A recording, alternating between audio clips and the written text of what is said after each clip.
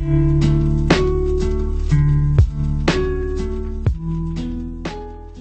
think you're gonna make $1 million a year, which is funny the way people throw that out. Like everybody gets there. Almost nobody gets there, right? If you wanna make $500,000 a year, which would put you in the disproportionate top 1% of income getters here in Australia. If you wanna make $100,000 a year and like doing it, and it's on your terms, and it's your life, it takes a lot of work. And it takes a lot of smart work. The thing I talk a whole lot about is hustle. The thing I talk less about is being smart, because I don't think that brings you any value. So what I do is I try to come and speak, or through my actions, show you the smart things that I'm doing, and then remind you that it's still hard work. The framework is simple. This is simple. You may have not allowed yourself to have the honest conversation with yourself of how much hard work and how much patience it takes to be successful, but it doesn't change the fact that that's the case. You've never met anybody in your life who hasn't worked their face off for a long time that's built something significant. It may seem that it happened fast because they're 27, but maybe they've been hustling since they were 13 in a different way that gave them 14 years of experience to be a winner in that game. And so, please wrap your head around what we're actually doing here, and more importantly, if you were smart enough to be here today, and I mean this, the fact that you came here today puts you so far ahead of everybody else, and I hate knowing for a fact that so many of you are gonna give up your advantage because you like hearing me say it, and you like the way it feels, but then you leave and you don't do anything about it. So please, Brisbane, do me a favor, go do something about this talk today. I implore you, it will change the course of your career. Thank you. One of you that nobody gives a shit about your headaches and problems, and when you complain, you're just taking minutes off the board and energy off the board from doing something about it. Literally, I am fascinated by the inability to be held accountable. I am fascinated that you actually are coming up and spending energy and trying to say why you're not successful because your older brother did some shit in 1996. And so, self-awareness and humility and empathy and all to be the biggest secrets in the rough and tumble game of business. I highly recommend you get in touch with those emotions. The amount of people that have emailed me in the last 6 months because I've been on this rant lately of trying to get people to move back in with their parents at 30 and 40. Yeah, I'm hot on this. It's because there's this incredible thing. How many people here own their home? Raise your hands. The people that just raised their hands, 90% of people that own their homes don't use more than 50% of their home. They have 3 extra bedrooms that they don't need. They have a living and dining room and a fucking den and all sorts of shit. The amount of people who live in homes that they've extended themselves financially to afford that don't use half of that home is fascinating. The amount of people who are in debt so they can drive a car that has a logo on it that makes them feel better because that's keeping up with the Joneses or other people's judgment is fascinating to me. What I didn't realize was the fact that 35% of this audience wants their side hustle to be their careers, but the reason they can't is because they can't quit their job because they need their job to pay for dumb shit to impress people they fucking hate.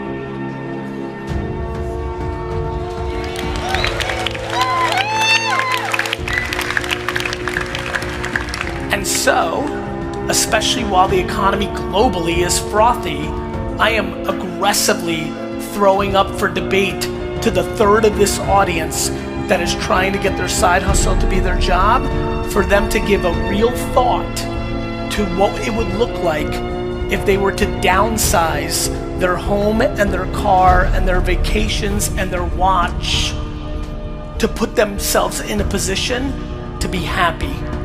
I think over the next decade, as we continue to start really discovering as a human race mental health and happiness, that we are on the pre-dawns of people changing what success looks like.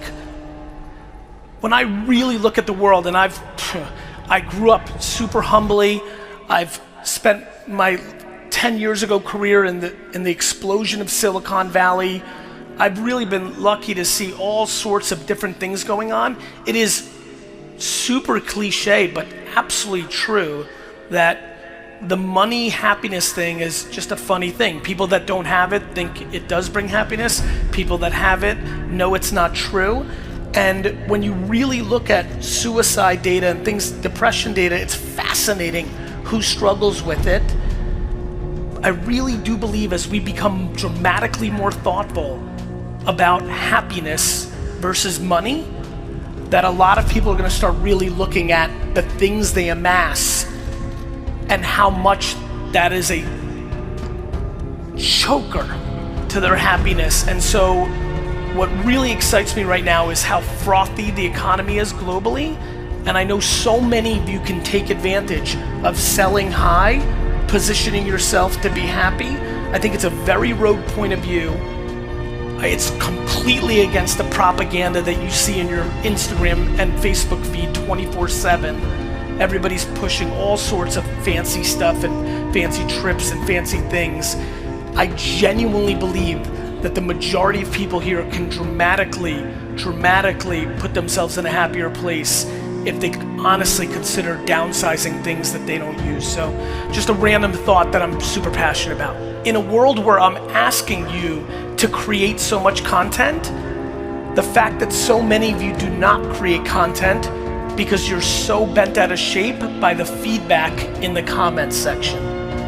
This has become a remarkable fascination of mine, that people literally aren't living their lives to their happiness or fullest because Sally Pants 36 said that you're ugly or fat.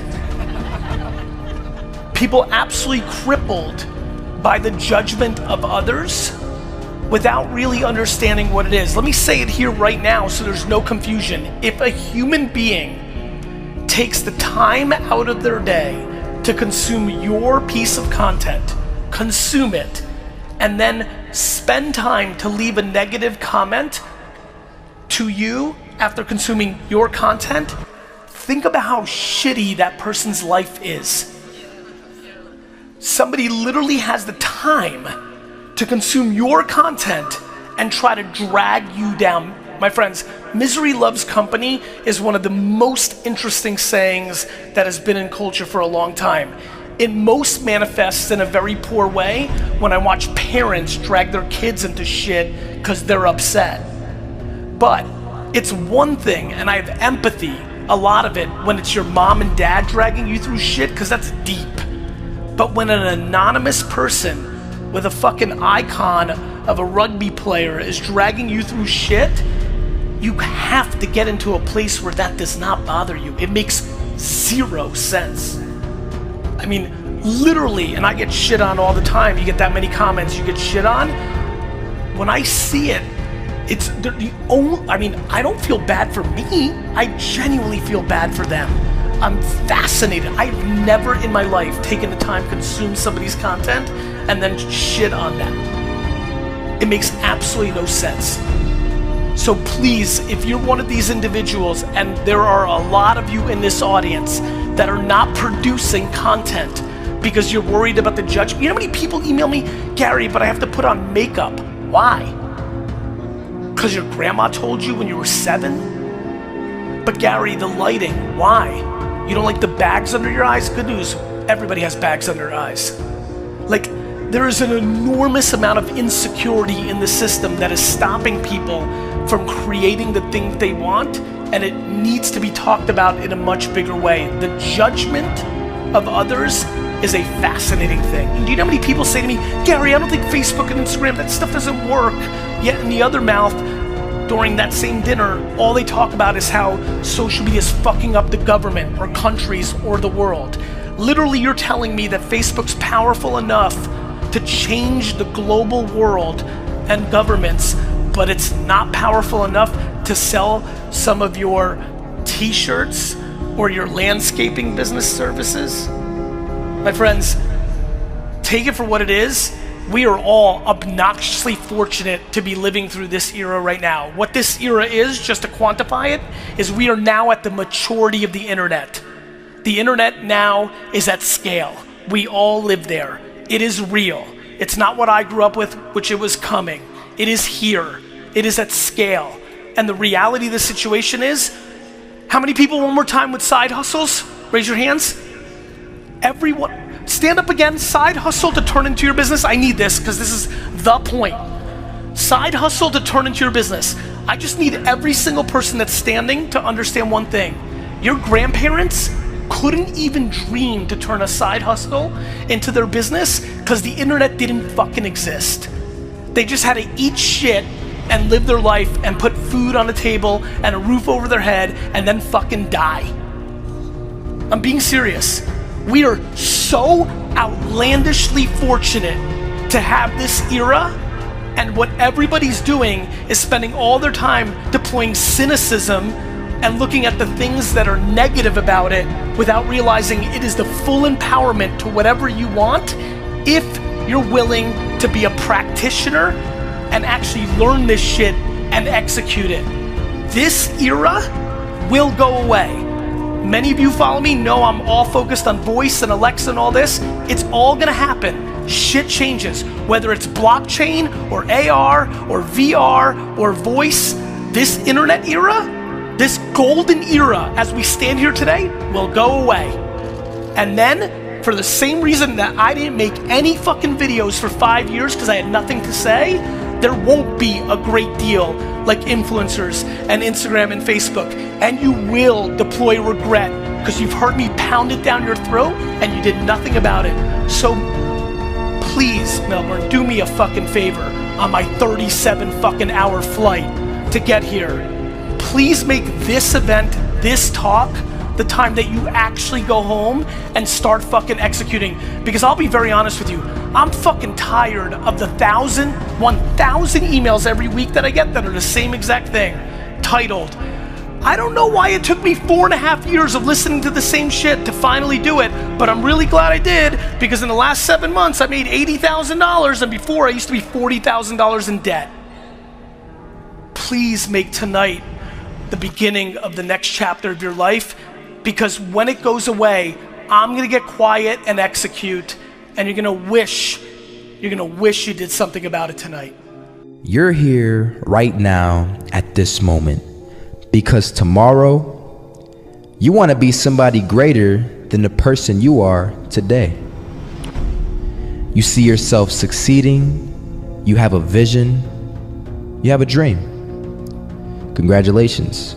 You're already 10 steps ahead of 95% of the world. Imagine if Michael Jordan was scared of missing. He would have never taken a shot. Imagine if Steve Jobs was afraid of people not liking his product.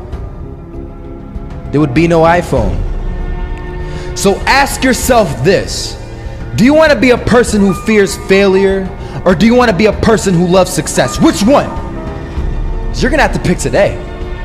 And I'll tell you one thing: one is a failure and one is a success. And if you love success, there is nothing that can stop you. All those negative things people say will mean nothing. They're gonna talk about how only 1% make it to the top. Big deal. Wanna know something else?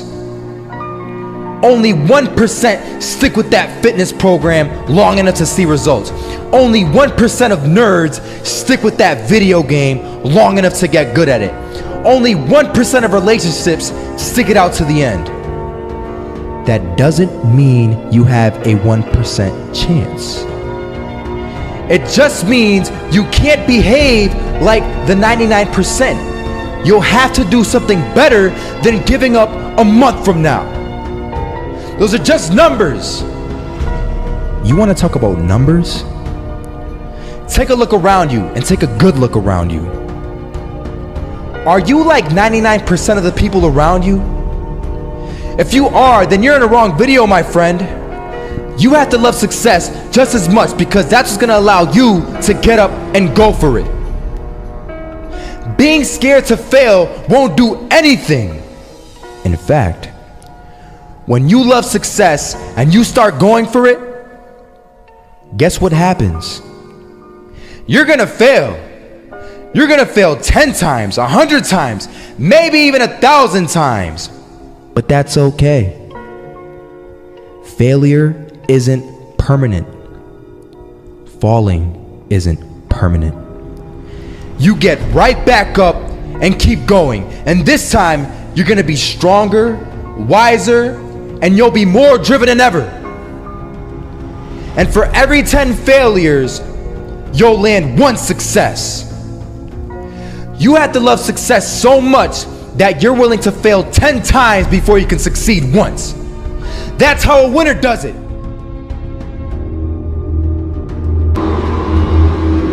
First half, I'm not gonna lie. They had us. We weren't defeated, but they had us.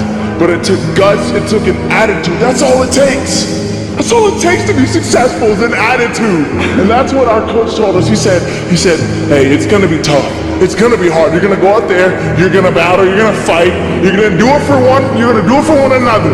Do it for each other, you're gonna do it for yourself, you're gonna do it for us, and you're gonna go out with this win. And we believe that, we truly did. And it's an awesome feeling. It's an awesome feeling when you truly believe that you're going to be successful. Regardless of the situation, regardless of the scoreboard, you're going to be successful because you put in all the time, all the effort. Misses that shot, can't land it. So it is going to be that retake scenario. Crims has the kid. Running close towards CT, Zivnik spots 3 of them out, but it's Olaf again to find device, and Olaf coming in with 4, he wants the ace, and he gets it, there we go, what a superstar performance from that man. I was walking down the street and I saw an old man. Had a hat, suspenders, and a cane. Was about 80 years old. This old man was barely walking. He could walk, but the cane helped a lot. He was struggling. So anyway, he was walking across the street and he ended up falling. So I went over to go help him. And he gets up, says thank you, and we introduced ourselves. Had a little conversation. Told me his name and I told him mine. His name was Robert, by the way. And right as he walked away, I told him, this is what I said. Robert, you should stay inside where it's safe, my friend. And Robert turns around and says to me, I love walking, and I love walking way more than I'm afraid of falling. So I ask him, well, what about your safety? Don't you want to live? And he told me this. These are the exact words he said. He said this: Solo, living means doing what you love to do. And if I have to fall here and there to do what I want to do in life, then so be it. And he just walked away. Never saw him again. That was it. But that statement really had me thinking, and it had me thinking hard, because I learned something that day. That's when I realized the true key to success. You see, I always thought if I could just fear the act of failing, and if I fear it like crazy, I will succeed. Because I thought the fear would magically motivate me to get out there and start taking action. But after that day, I realized something. I realized it's the love for success that will lead me to succeeding. So just imagine if Robert feared falling. Would he even start walking? Of course not. He wouldn't even do what he loved to do. He would sit at home and take no type of action. But he loved walking. Wasn't even scared to fall. It gave him life. That's what allowed him to get up and do it. He loved walking so much, he was willing to fall 10 times a day just to do it. And you have to be the same. So the next time someone tells you, you're gonna fail, you know what you tell them? Tell them they're right. But you're not afraid to fail. You're not afraid to take action. You're not afraid to jump. You're gonna fail 10 times, but you know what? It's cool. Because on the 11th time, you'll succeed. oh, you'll succeed all right. And it'll feel good. And while you're over here living the life of your dreams and complete happiness, guess where they're gonna be? That's right. They'll be failures, the real failures, over there where it's safe, scared to fail. Ironic, isn't it?